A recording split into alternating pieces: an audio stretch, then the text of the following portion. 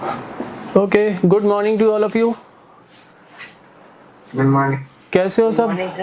कैसे हो सब? बढ़िया। Yes sir. अरे एक दिन बारिश करा के तुमने तो बारिश ही बंद करवा दिया आप लोगों ने तो, हैं? एक दिन बारिश कराई और फिर बारिश बंद ही करवा दी। हाँ बेटा। हमारे यहाँ पर तो बाढ़ ही लिया था हम तो। अच्छा, बाढ़ ही लिया था? अरे बाढ़ लाके क्या करोगे जयपुर में? 83 में आई थी बाढ़ जयपुर के अंदर। तब अपना ये जो महावीर गार्डन जानते हो, महावीर गार्डन? Yes sir. हाँ, तब ये बना था महावीर गार्डन। तब दोनों तरफ ब्लास्ट किए थे, गवर्नमेंट ने करवाए थे ताकि बाढ़ का पानी वहाँ भर जाए। तब वो गड्ढे हुए थे, उस वजह से वहाँ पे वो गड्ढे हैं इतने बड़े बड़े। तो वो 81 या 83 में बाढ़ आई थी, तब का है वो सीन। वहाँ पे ऐसे इतने बड़े बड़े गड्ढे नहीं हो गए, वो ब्लास्ट किए थे गवर्नमेंट ने ताकि बाढ़ का पानी वहाँ पे निकल जाए। तो बाढ़ नहीं लानी बेटा, बारिश कराओ बारिश। बाढ़ नहीं लानी, बाढ़ लाके क्या करोगे? तो आज हमारा चैप्टर है आपका बुक के अंदर, चैप्टर नंबर 8 दे रखा है, that is origin of transactions, source documents of accountancy. PDF मैंने डाल दी थी इसकी, पीडीएफ मैंने अपलोड कर दी थी ग्रुप के अंदर। Yes sir. सबके पास अवेलेबल है? इशिका आपके पास है? No sir. पायल सेंड कर पाओगी बेटा अभी? हाँ, सेंड कर दो बेटा। तो चैप्टर का नाम है origin of transactions.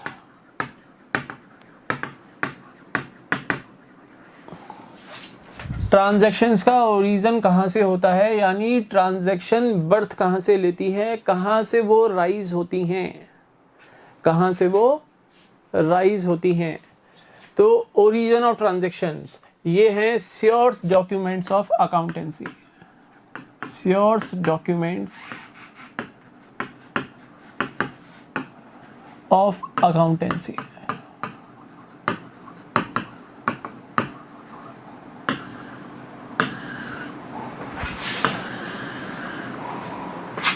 Source documents of accountancy. Sir source documents होते क्या हैं? सोर्स डॉक्यूमेंट्स होते क्या हैं? पहले तो ओरिजिन समझ लो। ओरिजिन तो मैंने तुम्हें बता दिया कि ट्रांजैक्शंस राइज कहाँ से हो रही हैं, ट्रांजैक्शंस राइज कहाँ से हो रही हैं। जैसे हमारा जो सूरज है, सन है, वो राइज होता है ईस्ट से और वो सेट होता है कहाँ पर? वेस्ट में। ऐसा ही होता है ना, या कुछ डिफरेंट होता है? अरे जवाब तो दो। सर ऐसा ही होता है। ऐसा ही होता है। अच्छा, तो ट्रांजैक्शंस का ओरिजिन कहाँ से होता है, यानी ट्रांजैक्शंस राइज कहाँ से होती हैं? तो जब भी बिजनेस ऑर्गेनाइजेशन में फाइनेंशियल नेचर की ट्रांजैक्शंस होती हैं, यानी वो ट्रांजैक्शंस जिनको हम मॉनेटरी टर्म्स के अंदर क्या कर सकते हैं? मेजर कर सकते हैं। जब भी ऐसी ट्रांजैक्शंस बिजनेस ऑर्गेनाइजेशन में होती हैं, तो फर्स्ट ऑफ ऑल उन ट्रांजैक्शंस को सपोर्ट करने के लिए कोई डॉक्यूमेंट होना चाहिए। जैसे अगर हम एम्प्लॉय को सैलरी दे रहे हैं, अगर हम एम्प्लॉय को सैलरी दे रहे हैं तो हम सैलरी स्लिप जनरेट करते हैं। अगर हम गुड्स परचेज कर रहे हैं ऑन कैश बेसिस तो कैश मेमो हमें मिलता है। जैसे डी मार्ट में शॉपिंग करने जाते हो तो शॉपिंग करने के बाद जब आप कैश काउंटर पे जाते हो, क्योंकि डी मार्ट पे क्रेडिट बेसिस पे तो वो सेल करते नहीं है, यस और नो? डी मार्ट में हम क्रेडिट बेसिस पे तो गुड्स सेल करते ही नहीं है, वो तो हमें कैश बेसिस पे ही करते हैं। बेटा वेट अ मिनट।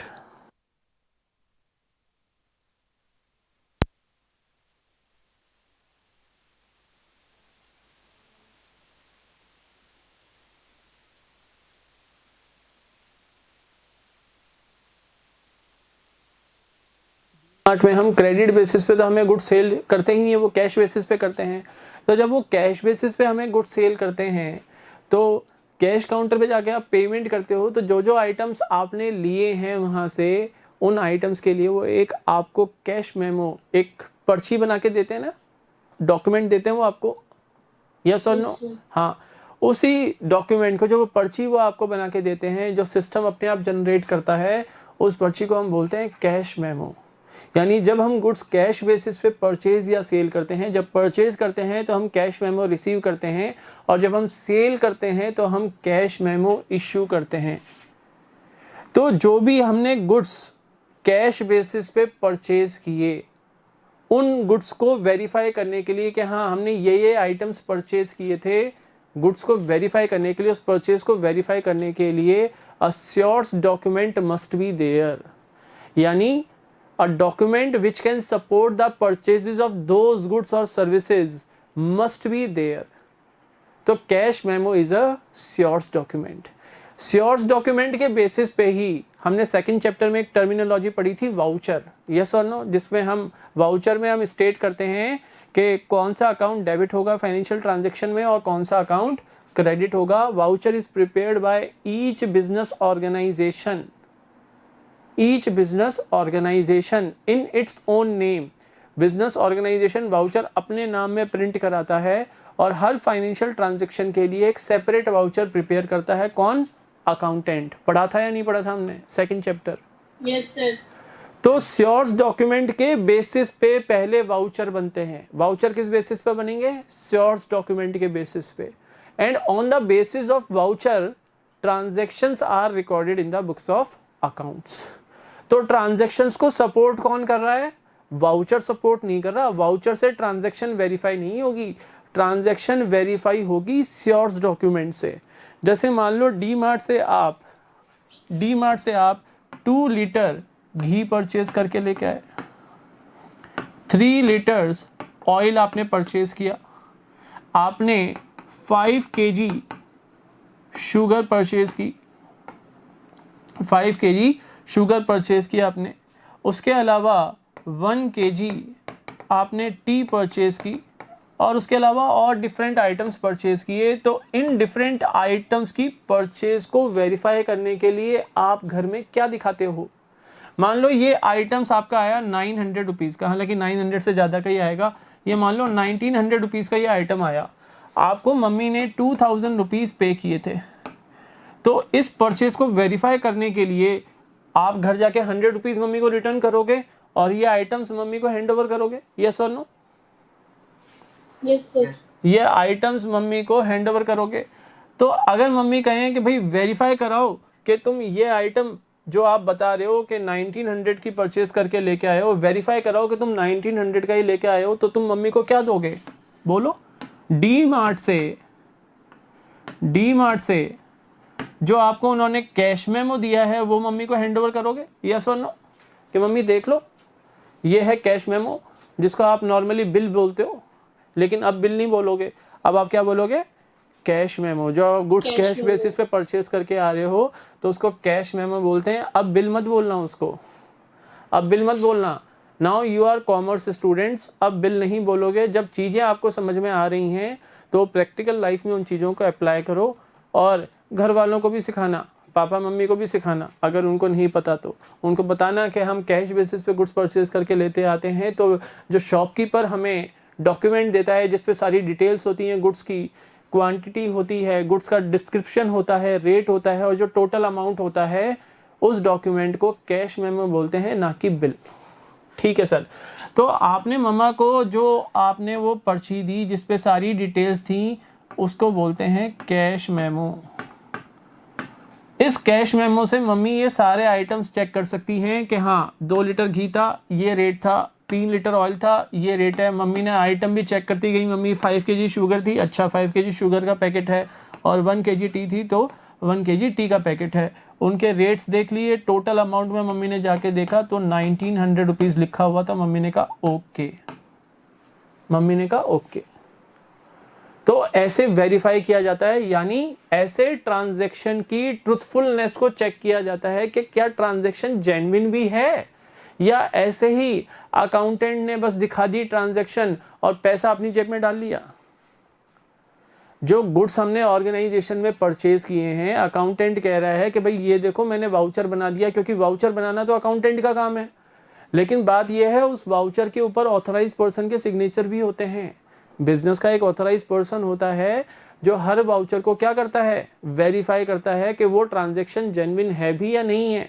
लेकिन मैंने आपको बताया था कि बीइंग अ सीए जब हम ऑडिट के ऊपर जाते हैं किसी ऑर्गेनाइजेशन की, तो वाउचर के ऊपर अगर ऑथराइज पर्सन के सिग्नेचर नहीं होते तो हम अकाउंटेंट के मुंह पे मारते हैं उनको कि जा भैया इसको ऑथराइज पर्सन के सिग्नेचर करा, नहीं तो ये हम मान लेंगे ये वाउचर फेक है और तू घोटाले कर रहा है एक ऑर्गेनाइजेशन के अंदर। या तो फटाफट ऑथराइज पर्सन के सिग्नेचर करा ले, और अगर सिग्नेचर नहीं करा रहा तो इसकी इन वाउचर्स की हम एक सेपरेट फाइल बना देंगे और जो भी तुम्हारा बॉस है ऑर्गेनाइजेशन का, जो भी ऑनर है, उसके सामने वो फाइल रख देंगे। कहते हैं सर ये हैं आपके वो वाउचर्स जिनके ऊपर हमें डाउट है, ये फेक एंट्रीज हो सकती हैं ऑर्गेनाइजेशन के अंदर, जिसके बेसिस पे हो सकता है फॉर्जरी हो रही हो ऑर्गेनाइजेशन में, यानी जालसाजी हो रही हो, धोखेबाजी हो रही हो। बात आ रही है समझ में? Yes, sir. तो आओ देखो, origin of transactions. Various transactions are made in a business every day such as purchase and sale of goods and services, receipt or payment of cash, and so on. Each business transaction should be supported by documentary evidence such as cash memo. Cash memo के बारे में मैं आपको बता चुका हूँ, आज हम पढ़ेंगे भी। इन टर्मिनोलॉजी से रिलेटेड अभी कोई क्वेरी रेज मत करना, ये सारी टर्मिनोलॉजी हम पढ़ने वाले हैं इस चैप्टर में। Cash receipt, invoice or bill, debit and credit notes, pay-in slips, checks, etc. These business documents are called source documents. ये जो business documents हैं, these documents are known as या are called as source documents. बोलो, कोई doubt है? No sir. No, sir. आगे पढ़ो। source documents of accountancy. These documents are the first record about the details of a business transaction. ये business transaction का first record होता है। देखो, जब बिजनेस ऑर्गेनाइजेशन मार्केट से गुड्स परचेज करेगा, तो अगर कैश बेसिस पे गुड्स परचेज कर रहे हैं तो हमें फर्स्ट ऑफ ऑल क्या मिलेगा? कैश मेमो रिसीव होगा हमें, यस और नो? Yes, sir. उस कैश मेमो के बेसिस पे ये जो कैश मेमो हमें रिसीव हुआ, इस कैश मेमो के बेसिस पे फिर क्या होगा? ये तो फर्स्ट स्टेप हुआ, जब हमने गुड्स परचेज की तो हमें कैश मेमो रिसीव हुआ। इस कैश मेमो के बेसिस पे अकाउंटेंट क्या बनाएगा? वाउचर बनाएगा, और वाउचर के साथ इस कैश मेमो को क्या करेगा? वाउचर को सपोर्ट देगा कैश मेमो के थ्रू। Voucher will be supported by cash memo, and then on the basis of this voucher journal entries will be passed in the books of accounts. Journal entries pass की जाएंगी books of accounts में। Journal entries से फिर क्या होगा? Ledger accounts बनेंगे, और ledger accounts के बैलेंसेस से फिर क्या बनेगा? ट्रायल बैलेंस बनेगा। ट्रायल बैलेंस से फिर क्या बनेगा? फाइनल अकाउंट्स बनेंगे। फाइनल अकाउंट्स यानी trading and profit and loss account and balance sheet. बोलो, चीजें समझ में आ रही हैं? स्टेप समझ में आ रहे हैं? Yes, sir.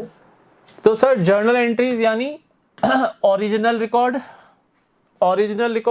Laser accounts, summarise, classification. ये तो ओरिजिनल रिकॉर्ड्स, क्लासिफिकेशन के बाद on the basis of balances of ledger accounts, trial balance and final accounts will be prepared. ये हो गया आपका समराइजेशन। बोलो, चीजें समझ में आ रही हैं? Yes, sir. इशिका, घबराना मत आपने, क्योंकि बेटा स्टार्टिंग के 4 चैप्टर्स जो मैंने पढ़ाए हैं वो आपने नहीं पढ़े हैं, तो स्टार्टिंग में बेटा आपको थोड़ी प्रॉब्लम आएगी। लेकिन अगर आपकी मैथमेटिक्स ठीक ठाक है, मैं कोई यहाँ पे बहुत साउंड मैथमेटिक्स की डिमांड नहीं करता हूँ, आपकी कैलकुलेशन पावर अच्छी है, आप वर्बली कैलकुलेट कर पाते हो चीज़ों को, और मैंने क्लास में बोला था 20 तक की टेबल्स आपको लर्न करनी है, उस पर काम कर रहे हो या नहीं कर रहे हो? सर याद है 15 तक तो। 15 तक तो याद है, तो फिर 16, 17, 18, 19 की मैं थोड़ी ना करवा के जाऊंगा। 20 तक की मल्टीप्लाई करके कर लेंगे ना। नहीं बेटा, प्रॉब्लम में आ जाओगे। एग्जाम में आप अगर कहते हो ना 3 इयर्स का पेपर होता है सर, 3 इयर्स का पेपर होता है, और हमारे से तो ये पेपर 3 घंटे में हो ही नहीं पाता, वो उस वजह से नहीं हो पाता क्योंकि आप लोगों को टेबल्स लर्न नहीं होती, उस वजह से नहीं हो पाता वो पेपर। टेबल्स लर्न करने में आप लोग वीक हो, आप लोगों की कैलकुलेशन पावर वीक होती है, उस वजह से।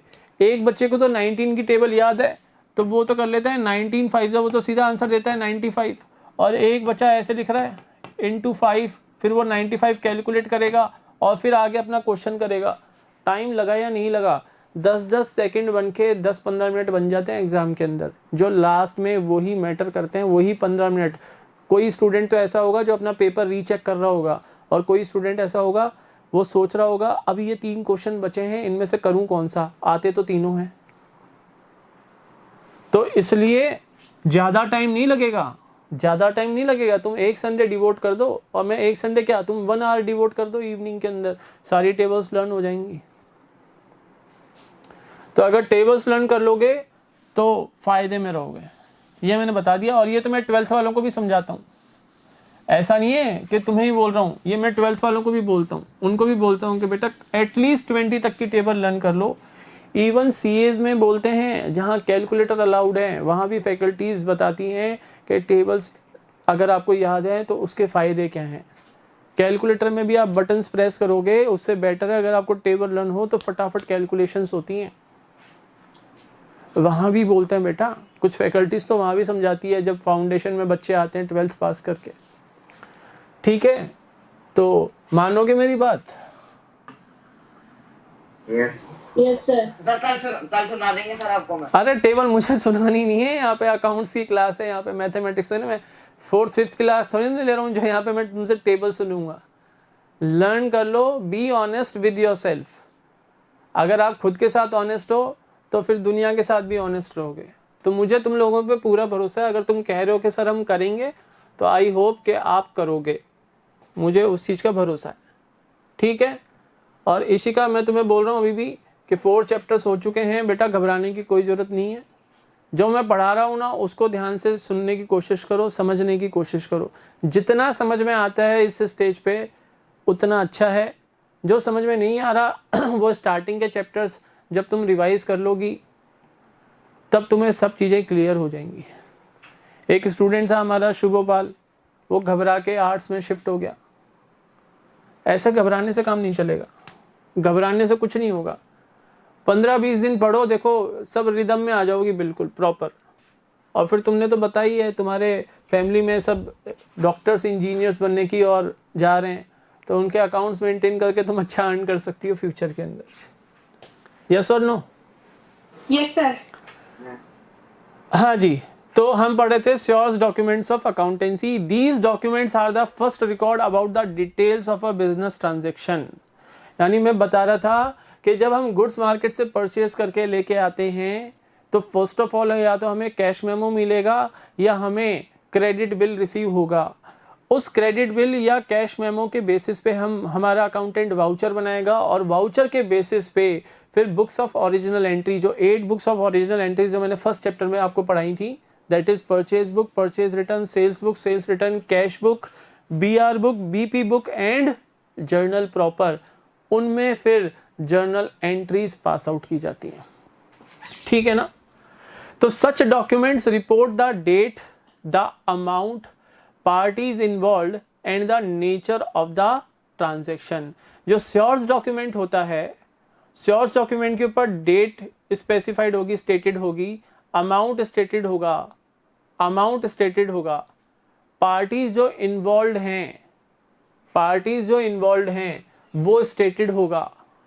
कई लोग क्या होते हैं जब कैश मेमो जनरेट करते हैं तो ऑर्गेनाइजेशन का नाम तो होता ही है। जैसे डीमार्ट जब हमें bill issue, cash memo issue करता है तो ऊपर डीमार्ट का नाम होता है। कई ऑर्गेनाइजेशन कस्टमर का भी नाम पूछते हैं कि sir what is your good name. क्यों हम पूछते हैं why do you want to know my name, तो वो कहेगा कि सर जो डॉक्यूमेंट हम बना रहे हैं, जो आपने गुड्स परचेज किए हैं, आपका नाम स्टेट करेंगे इसके ऊपर, that is why I am asking your name. तो parties involve and the nature of transaction, transaction किस नेचर की है, कैश नेचर की है या क्रेडिट नेचर की है, वो ट्रांजेक्शन का नेचर है। Entries in the books are always made from the source documents. Sir आप तो कह रहे थे वाउचर के बेसिस पे, अरे श्योर्स डॉक्यूमेंट्स क्या देता है, वो सपोर्ट देता है एंट्री को। जर्नल एंट्री जो हम पास करते हैं फाइनेंशियल ट्रांजैक्शन के लिए, जो जर्नल एंट्री हम पास करते हैं, श्योर्स डॉक्यूमेंट उस जर्नल एंट्री को सपोर्ट देता है। तो entries are passed entries in the books are always made from the source documents. According to the verifiable objective principle of accounting, each transaction recorded in the books of account should have adequate proof to support it.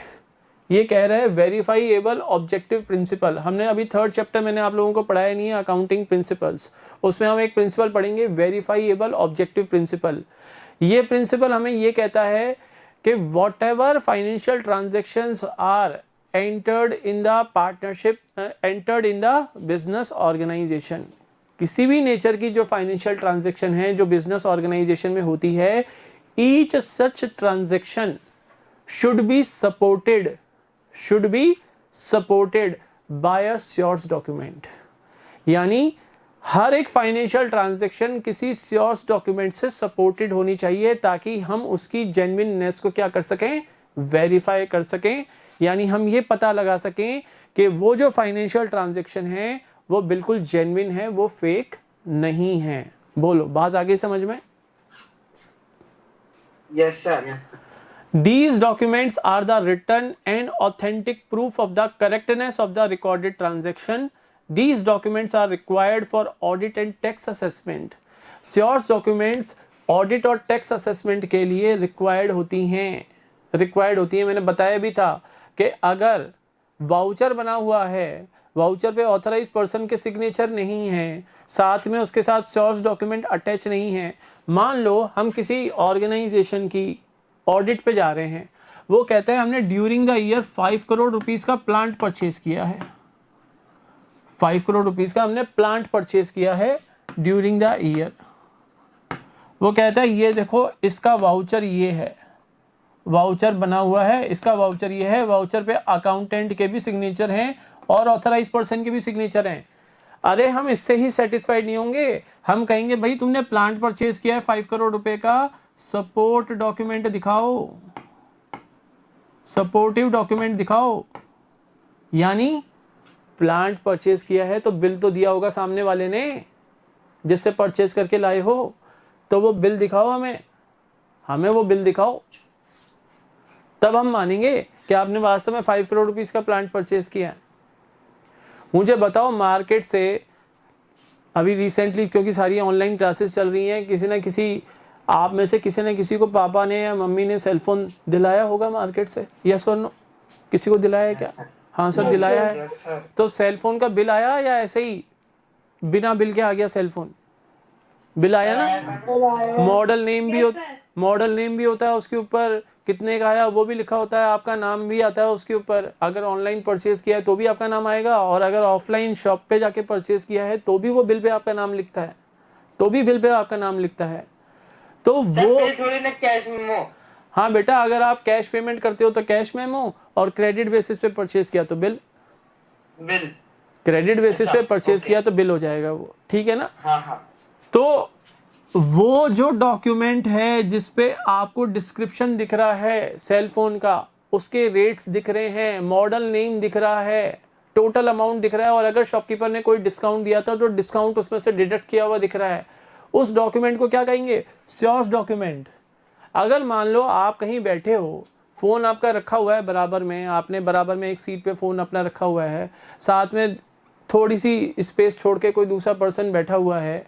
अब मान लो आसपास और कोई नहीं था और वो person आपसे झगड़ पड़ा कि ये फ़ोन तो मेरा है, आप कैसे अपना बता रहे हो, तो कैसे प्रूव करोगे फ़ोन आपका है?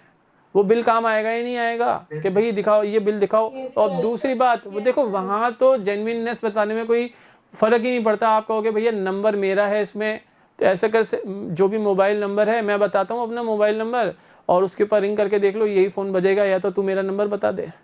वहाँ तो बहुत इजी है इन चीज़ों को वेरीफाई करना.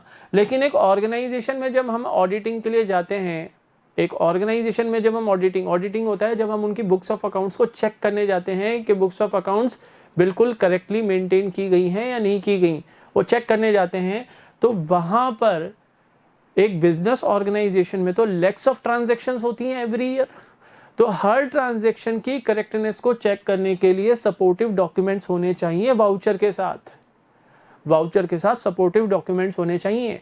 जैसे अगर आप एम्प्लॉयज़ को सैलरी पे कर रहे हो, आप बता रहे हो कि भाई हमने हर मंथ हम 2 लाख रुपए सैलरी पे करते हैं डिफरेंट एम्प्लॉयज़ को, कुल मिला के 2 लाख रुपये की सैलरी हो जाती है हर मंथ।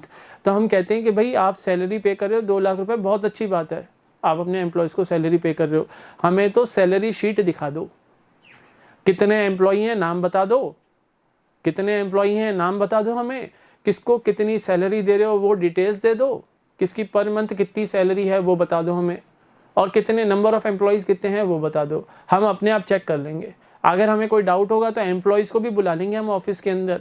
आप कह रहे हो 15 एम्प्लॉई है और हम काउंट कर रहे हैं 12 ही एम्प्लॉई हैं, तो कौन से 3 एम्प्लॉई हैं जिनको आप सैलरी पे कर रहे हो? तो ऐसे जेन्युइननेस यानी करेक्टनेस चेक की जाती है। ये 5 करोड़ का प्लांट की परचेज हम तभी मानेंगे जब साथ में इस प्लांट को परचेज करने का बिल वाउचर के साथ अटैच होगा, because 5 crore is not a small amount, it is a huge amount, it is a huge amount. Yes और नो? ठीक है ना? Yes, sir. आई होप चीजें समझ में आ रही होंगी। मैं कोई जल्दबाजी नहीं कर रहा हूँ, मैं कोई जल्दबाजी नहीं कर रहा हूँ, हम बिल्कुल सही स्पीड से चल रहे हैं अपने सिलेबस के अंदर। मैं चाहता हूँ ये जो स्टार्टिंग के 5 to 6 चैप्टर्स हैं जिनमें बिल्कुल थ्योरी भरी पड़ी है, लेकिन इस थ्योरी से अभी तक मुझे ऐसा फील नहीं हो रहा कि इस क्लास में किसी भी बच्चे को इस थ्योरी से प्रॉब्लम हो रही है, क्योंकि थ्योरी इंटरेस्टिंग है, थ्योरी ये इंटरेस्टिंग है। और इसी थ्योरी में आपके जो नेक्स्ट चैप्टर्स आएंगे, प्रैक्टिकल चैप्टर्स, जहाँ पर हम प्रैक्टिकल क्वेश्चंस ही करेंगे, वहाँ पे थ्योरी मिनिमम हो जाएगी और क्वेश्चंस मैक्सिमम हो जाएंगे, उनके सबके कॉन्सेप्ट्स यहीं छिपे पड़े हैं। तो इन चैप्टर्स में अगर आप साउंड हो जाओगे तो आने वाले चैप्टर्स आपके लिए बहुत ईजी हो जाएंगे, और जो बच्चा इन चैप्टर्स में लेजीनेस दिखाएगा, केयरलेसनेस दिखाएगा, उसको आगे प्रॉब्लम होगी। और अभी तक तो मुझे ऐसा कुछ फीलिंग नहीं आ रही कोई बच्चा केयरलेसनेस दिखा रहा है इन चैप्टर्स में। आप बहुत अच्छे से पढ़ रहे हो, और बाकी तो यूनिट टेस्ट बता ही देगा किसने कितनी मेहनत की। तो these documents are required for audit and tax assessment। Sir tax assessment क्या होता है? असेसमेंट का मतलब होता है जो आपका जो टैक्स लायबिलिटी है उसको कैलकुलेट करना। टैक्स असेसमेंट हिंदी में अगर इसको बोलें तो कर निर्धारण, यानी to determine the tax liability. तो in order to determine the tax liability of the owner of the business organisation, source documents are required, source documents required होते हैं। They also serve as the legal evidence in case of a dispute. अगर कोई dispute हो जाए दो parties के बीच में, एक परचेजर है, एक तो परचेजर है और एक है सेलर, अगर दोनों में डिस्प्यूट्स हो जाए, लड़ पड़े आपस में, झगड़ा हो जाए दोनों में, कि परचेजर कहता है कि मैंने तो 2 लाख रुपीस के गुड्स परचेज किए थे, और सेलर कहता है झूठ बोल रहा है 2,50,000 के गुड्स सेल किए थे मैंने इसको, तो काम क्या आएगा? Supportive documents. Supportive document, court of law क्या कहेगा कि भाई आपने 2,50,000 के गुड्स अगर सेल किए थे, तो जो आपने इनको बोलो कैश बेसिस पे सेल किए थे क्रेडिट बेसिस पे, तो सेलर कहता है सर क्रेडिट बेसिस पे सेल किए थे, तो कोर्ट ऑफ लॉ कहेगा कि इनवॉइस भी तो जनरेट किया होगा ना, अगर सेल किए थे क्रेडिट बेसिस पे, इनवॉइस भी तो जनरेट किया होगा, वो इनवॉइस प्रेजेंट कर दो कोर्ट ऑफ लॉ में, हम मान लेंगे कि आपने 2,50,000 के गुड्स सेल किए थे क्रेडिट बेसिस पे। अगर परचेजर कहता है नहीं 2 लाख के गुड्स थे, तो परचेजर के लिए वो होता है बिल। जो seller in case of credit sale of goods, seller जो डॉक्यूमेंट इश्यू करता है परचेजर को, सेलर के पॉइंट ऑफ व्यू से बोलते हैं इनवॉइस, और परचेजर के पॉइंट ऑफ व्यू से उसी इनवॉइस को क्या बोलते हैं? बिल। क्या बोलते हैं? बिल। जब हम गुड्स क्रेडिट बेसिस पे परचेज करते हैं, क्रेडिट बेसिस पे परचेज करते हैं, क्रेडिट यानी उधार पे परचेज करते हैं, तो जो हमें डॉक्यूमेंट मिलता है उसको बोलते हैं बिल। और जो पर्सन हमें सेल कर रहा है क्रेडिट बेसिस पे, वो उस डॉक्यूमेंट को क्या बोलेगा? इनवॉइस। क्या बोलेगा? इनवॉइस। रिपीट करो क्लास, आप लोग बोलोगे अब। जब क्रेडिट बेसिस पे गुड्स परचेज और सेल किए जाते हैं, तो सेलर के पॉइंट ऑफ व्यू से जो डॉक्यूमेंट इश्यू किया जाता है उसको क्या बोलते हैं? इनवॉइस। और परचेजर के पॉइंट ऑफ व्यू से सेम डॉक्यूमेंट क्या कहलाएगा? बिल। बिल। Very good. याद रखना ये चीजें, याद रखना। अब घर के अंदर कभी भी कैश बेसिस पे गुड्स परचेज होंगे तो आप कभी भी ये नहीं कहोगे लो मम्मी बिल पकड़ो, आप कहोगे लो मम्मी कैश मेमो पकड़ो। मम्मी की नॉलेज भी बढ़ाओ, मम्मी पापा की नॉलेज भी बढ़ाओ। और अगर क्रेडिट बेसिस पे कोई आइटम आ रहा है, मान लो कोई फर्नीचर आइटम आपने परचेज किया है क्रेडिट बेसिस पे, या कोई इलेक्ट्रॉनिक आइटम आपने परचेज किया है क्रेडिट बेसिस पे, और पापा या मम्मी बोलें कि ये देखो ये आ गया कैश मेमो, तो फिर उनको समझाना नहीं नहीं मम्मी पापा ये कैश मेमो नहीं है, ये तो बिल है, इसको बिल बोलो। तो उनको भी खुशी होगी कि हाँ हमारा बच्चा अच्छे से पढ़ रहा है, कॉमर्स की अच्छी नॉलेज ले रहा है, वो उनको भी खुशी होगी। आप लोगों की प्रोग्रेस देखे, आप लोगों की नॉलेज देखे पापा मम्मी को खुशी होती है, तो वो खुशी लेने का उनको हक है, वो दिया करो उनको। तो these documents are required for audit and tax assessment. They also serve as a legal evidence in case of dispute. तो ये मैंने बता दिया कि कोर्ट या तो सेलर को कहेगा भाई आप इनवॉइस दिखा दो, और परचेजर को कहेगा भाई अगर आप ये कह रहे हो कि 2 लाख के गुड्स ही परचेज किए थे तो आप बिल दिखा दो। जो पर्सन जेन्युइनली बात कर रहा होगा वो डॉक्यूमेंट अवेलेबल करा देगा कोर्ट ऑफ लॉ में, और जो ये झूठ बोल रहा होगा, जो पर्सन जेन्युइन नहीं होगा, वो कोर्ट ऑफ लॉ में वो एविडेंस अवेलेबल नहीं करा पाएगा। क्लियर है? Yes, sir. Yes, sir. अब हम पढ़ेंगे the following are the most common source documents. The following are the most common source documents. First is cash memo. First is cash memo. कौन बच्चा read करेगा? आवाज आनी चाहिए, Sir, मैं पढ़ो। cash memo. When a trader sells goods for cash, he gives a cash memo. Wait. And when he purchases goods for wait बेटा cash, wait, your voice is not clear. रहने दो, मैं पढ़ता हूँ। वॉइस क्लियर नहीं है। Sir मैं पढ़ूंगा। नहीं बेटा, वॉइस क्लियर नहीं आती आप लोगों की, फिर वो रिकॉर्डिंग डिस्टर्ब हो जाएगी, क्वालिटी वैसी नहीं मिलेगी फिर आप। मेरी आ जाएगी। अरे सुनो तो सही, मेरी बात तो मानो। यहाँ पर क्लास रिकॉर्ड होती है बेटा, तो अगर क्लास की क्वालिटी अच्छी नहीं होगी तो फिर बाद में आपको इन क्लासेस के जब बैकअप मिलेंगे, आईडी आपकी जनरेट होगी, एप्लीकेशन डेवलप हो रहा है, आपको बताया था ना मैंने। तो जब आप ये क्लास वापस अगर कभी देखना चाहोगे और आपको अगर वॉइस ही क्लियर नहीं है मिलेगी तो फिर मज़ा नहीं आएगा आपको वीडियो देखने में। इसलिए कह रहा हूँ, मुझे पढ़ने दो। कैश मेमो देखो, cash memo. When a trader sells goods, नहीं बेटा म्यूट करो, माइक म्यूट करो अपना, बैकग्राउंड से साउंड आ रहा है। Mute your mic. Cash memo, when a trader sells goods for cash he gives a cash memo, यानी seller will issue cash memo to the purchaser while selling goods on cash basis, and when he purchases goods for cash he receives a cash memo. बोलो, कोई doubt है क्या? Any doubt? Details regarding the item, यानी जो items आप purchase कर रहे हो उनकी डिटेल्स, उनका डिस्क्रिप्शन, क्वांटिटी, कितनी क्वांटिटी आपने परचेज की, rate, what is the rate पर लीटर, पर केजी या पर item, and the total price is mentioned in the cash memo. Cash transactions are recorded in the books of accounts on the basis of these cash memos. Yani on the basis of these cash memos, first of all voucher will be prepared, voucher will be supported by the cash memo, and on the basis of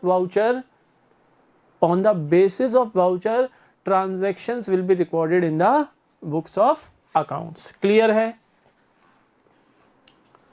बोलो, clear है क्या? Yes, sir. Specimen of a cash memo is given on the next page. Next page के ऊपर आपको cash memo का एक specimen दिया हुआ है, लेकिन उससे पहले हमारा जो श्योर्स डॉक्यूमेंट्स ऑफ अकाउंटेंसी वाला जो ये पैराग्राफ था, इसमें एक वर्डिंग्स आई थी, वेरीफाइएबल ऑब्जेक्टिव प्रिंसिपल, यस और नो, आया था ना? उसके बारे में पेज के टॉप पे लिख लो, क्योंकि ये प्रिंसिपल मैंने अभी आपको पढ़ाया नहीं है। वहां पे स्टार मार्क करके पेज के टॉप पे लिख लो कि दिस प्रिंसिपल, लिख लो बेटा, सब लिख लो, this principal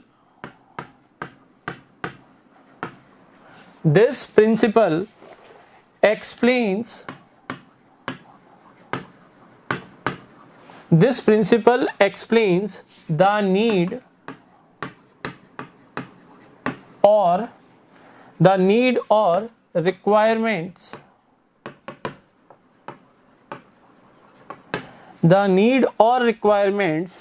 to verify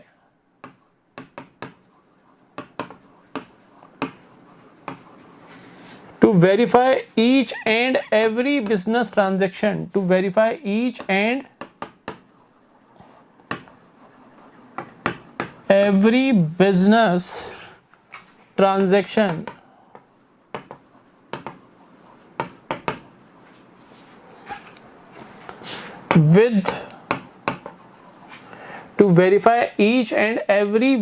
transaction, with adequate proof.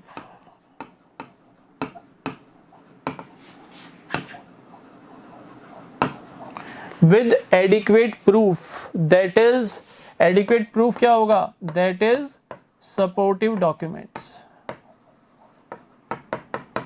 That is supportive document. ये पेज के टॉप पे लिख लेना. ऐसा करो, स्क्रीनशॉट ले लो बेटा, बाद में लिख लेना. With adequate proof, that is supportive documents. ये लिख लेना, क्योंकि एग्जाम में अगर मैंने क्वेश्चन पूछ लिया what do you mean by verify objective principle, तो ये सिंगल लाइन अगर 1 मार्क का क्वेश्चन होगा तो तुम्हें 1 मार्क दे देगी. ये सिंगल लाइन 1 मार्क दे देगी आपको. सर थोड़ा क्लियर नहीं दिखाई दे रहा है. क्लियर नहीं दिख रहा? सर दिख रहा है, उनका नेटवर्क प्रॉब्लम होगा, हमको तो बेटा नेटवर्क प्रॉब्लम होगी, और तो कोई रीजन नहीं हो सकता क्लियर नहीं दिखने का. सर अब है.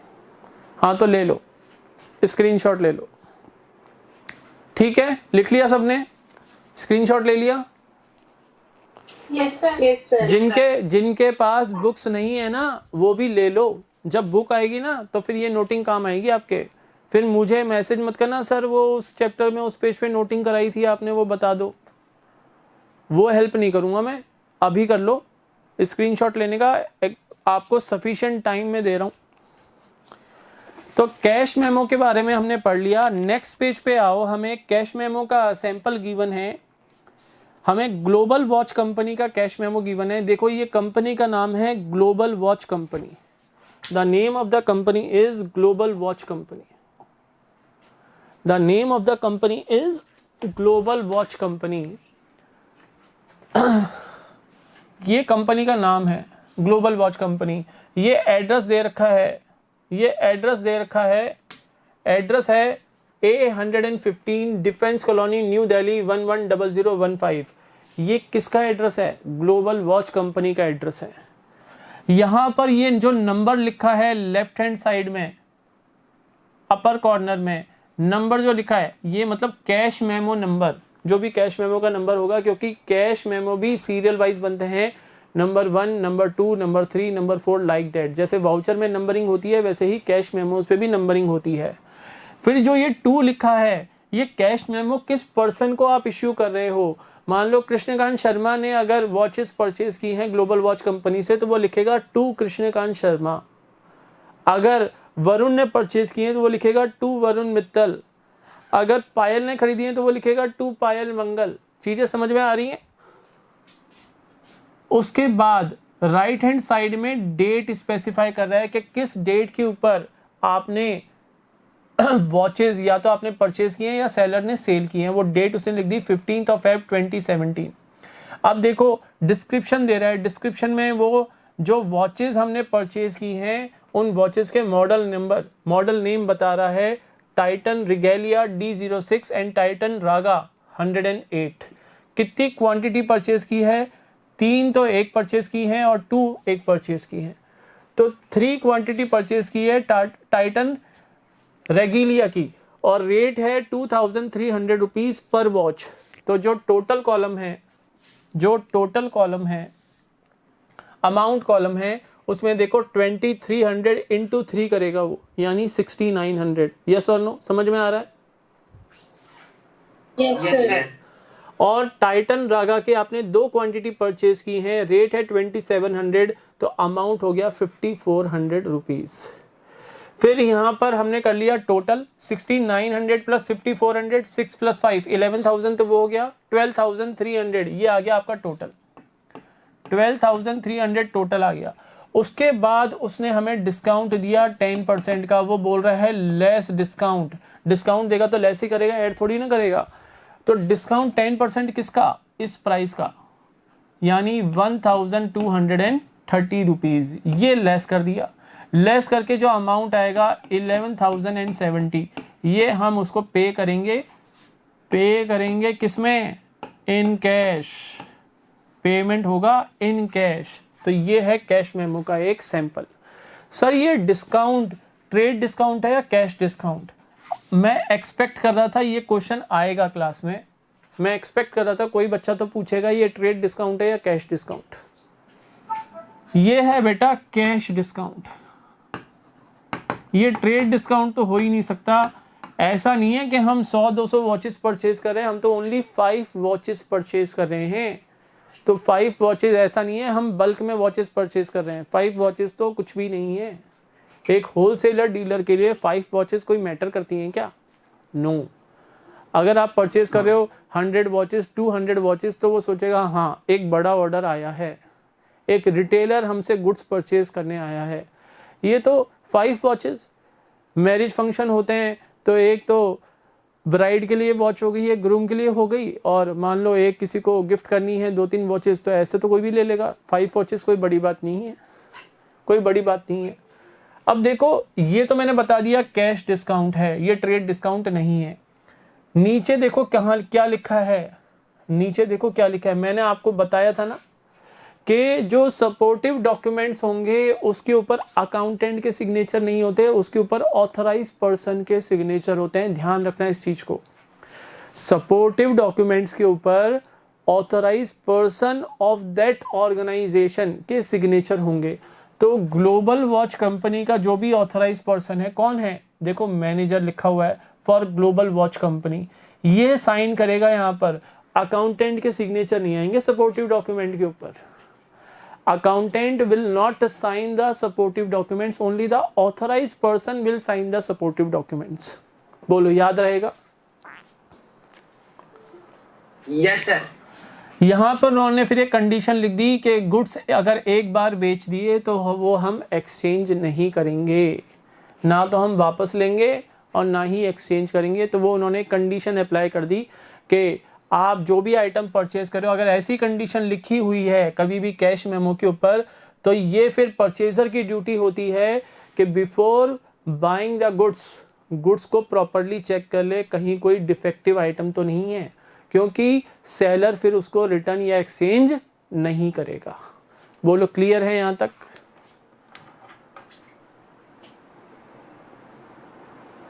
अरे साइलेंट क्यों हो गए? क्लियर है ना सबको? अच्छा इशिका समझ में आया बेटा आज का लेक्चर? Yes sir. इंटरेस्टिंग लग रहा है?